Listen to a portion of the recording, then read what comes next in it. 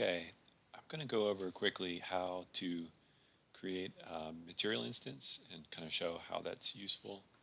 So this is the scene that kind of real basic scene that I set up, and we're going to find the material for this sphere, which is right here.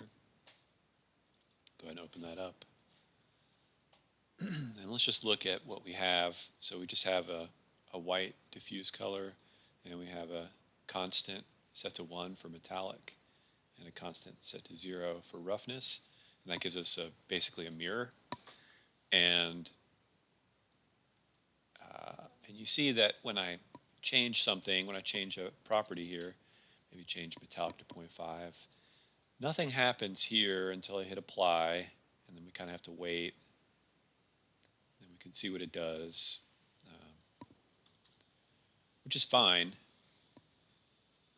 But if you're really trying to tweak a material and you have a lot of different properties here, and you want better control, there's a way to do that. And what you do is you create a material instance. So I'm just going to quickly, I'm going to grab this color picker here, this color for the diffuse. I'm going to right click it and click convert to parameter. And I'm going to give that parameter a name. I'm going to call that color. Same with this one. I'm going to right click it, convert to parameter. I'm going to call this one metallic. And I'll do the same for this one. Right click, convert to parameter. And I'm going to call this roughness. And you can see that it changes here as well in the details panel. You can rename them here and set a default value and everything, but I should do it. I'm going to click apply, save. And now I've got this material. I'm going to right click it and choose create material instance. I'm going to call this M reflective instance. And I'm going to apply that to my sphere and open it. And now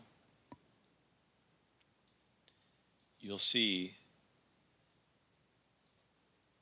the parameters here are listed, and I can go ahead and check those for metallic, roughness, and color. And now I can adjust these and kind of see what they're doing on the fly. Here's my roughness value. So that's useful to just kind of see what's happening as you make adjustments. And then just click save. And it's also useful if you want to have a lot of variations on one material. You can do that very easily here. Just create multiple instances and apply them to several different objects. So I'm going to do the same thing with the concrete. I'm going to find that material, open it up.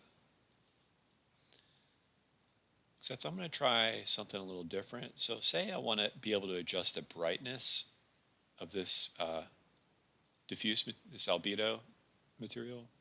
I'm going to right click a blank spot and I'm going to type mult for multiply, hit enter, and I'm going to pin these in as so, and then I'm going to create a new constant here by holding 1 and clicking, left clicking, and I'm going to give this a value of 1, and I'm going to right click it and convert it to a parameter. I'm going to call this albedo brightness. There we go. Apply and save. And now I'm going to create an instance. And you see by default it creates M concrete instance. That's fine. I'll use that. Apply it. And let's adjust the brightness of the concrete. So that's useful. As I crank it up, I can make it real bright, real dark. So there's that. Now I'm going to go back to the base material, and say I want to adjust the normal value, how high the normals extrude on the z-axis. So I'm going to go in here, I'm going to right click somewhere, I'm going to type flatten for flatten normal, and I'm going to do the same thing. I'm going to pin that to my normal, create a new constant for flatness. Right now the flatness is set to 0, and that's fine, and I'm going to right click this, convert it to a parameter. I'm going to call this normal flatness. Apply, save.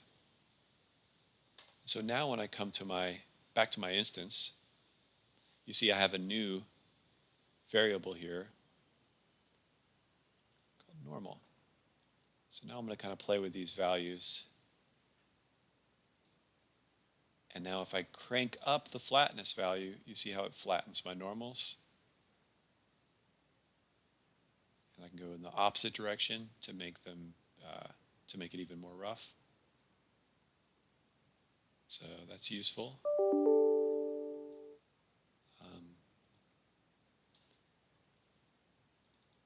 Yeah, and there are different nodes that you can apply here. So you can see how this can get kind of complicated, but it looks complicated, but it's not what I'm doing here. And now for roughness, I'm going to do some contrast tweaking. So I'm going to right click and just do cheap contrast, just type contrast. And this is for my roughness value. Create a constant, plug it in, convert to parameter, roughness, contrast, apply, and save. And that gives me, and now come back to my instance, and there's roughness. And so now I've got another variable that I can toy with, which is my roughness contrast.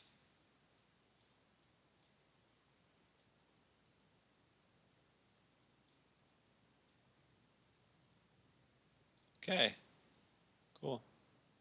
Anyhow, I hope that was helpful. There are a lot of different